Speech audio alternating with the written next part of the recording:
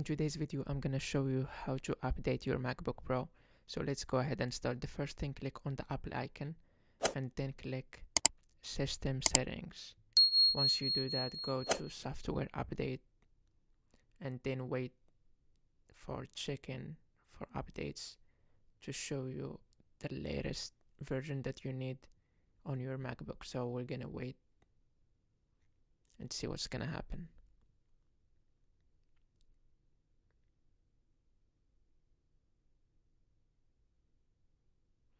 So as you guys can see, here is the latest version. All we need now to do is click restart now to update the version to the latest one. So that's it for this video. If you like it, share with your friends. Subscribe to our YouTube channel to get more tutorials. Thank you guys for watching this video.